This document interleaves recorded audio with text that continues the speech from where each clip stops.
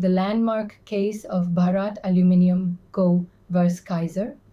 Aluminium Technical Services Inc. addressed whether Part 1 of the Arbitration Act applies to arbitrations seated outside India.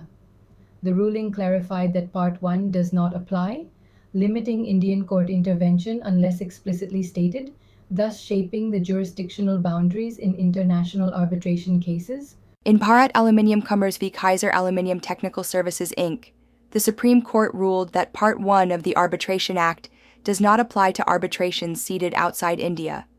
This decision limited Indian court intervention, emphasizing that jurisdiction is only applicable if expressly provided in the contract, marking a significant shift in arbitration jurisprudence. In Bhatia International v. Bulk Trading SA, the court addressed whether Part 1 of the Arbitration Act applies to foreign-seated arbitration. The ruling determined that Part 1 applies unless explicitly excluded by agreement, broadening court intervention. This decision was later overruled by the BALCO case, which limited Indian court jurisdiction in such arbitrations. In ONGC Ltd. v. Saw Pipes Ltd., the dispute involved delayed equipment delivery, with the award favoring Saw Pipes. The key issue was whether an award could be set aside for patent illegality under Section 34.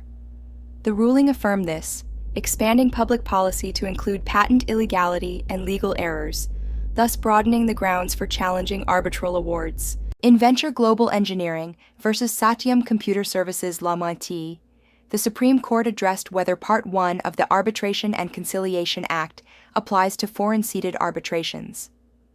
The ruling confirmed that Part 1 applies unless explicitly excluded by agreement, thereby extending Indian court powers in such cases before the BALCO decision. In Enercon, India, Linad v. Enercon GmbH, the Supreme Court addressed the interpretation of ambiguous arbitration clauses. The court ruled the clause valid, establishing India as the seat of arbitration. This case underscored the importance of party intent and reinforced the seat theory for determining jurisdiction in arbitration disputes. These landmark cases clarified the jurisdiction of Indian courts in arbitration, the scope of challenging awards, and the interpretation of arbitration clauses. They are foundational to arbitration and conciliation in India. In Haresh Dayaram Thakur v. State of Maharashtra, the Supreme Court ruled that settlement agreements from conciliation are binding and enforceable as arbitral awards under Section 74 of the Arbitration and Conciliation Act, 1996.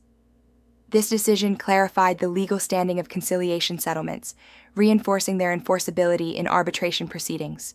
In Mysore Cements Ltd v. Svadala Barmak Ltd, despite a conciliation clause, the process failed, raising the question of whether arbitration could follow.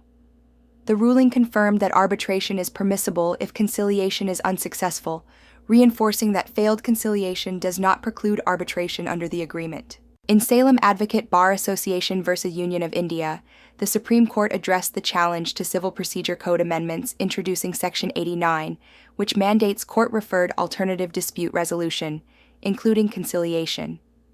The court upheld the amendments, affirming their constitutionality and practicality, and directed high courts to establish alternative dispute resolution rules, reinforcing conciliation's role in judicial processes. In Afghan's infrastructure Lelnadadavir Cherian Varki Construction Co., the court addressed whether settlement terms from court-referred conciliation could be recorded as a compromise. The ruling affirmed that consent terms reached in conciliation are valid and enforceable, thereby strengthening the binding nature of such settlements. In ITI Ltd v. Siemens Public Communications Network Ltd, the court addressed whether arbitration can follow a failed conciliation. The ruling confirmed that arbitration is indeed triggered post-conciliation failure, reinforcing the sequential and complementary nature of these dispute resolution methods, thus enhancing the legal framework for resolving commercial disputes in India. Landmark cases have clarified the enforceability of conciliation settlements and the relationship between conciliation and arbitration. They also highlight the court's role in promoting conciliation. These cases form the foundation of conciliation law in India, ensuring a structured approach to dispute resolution.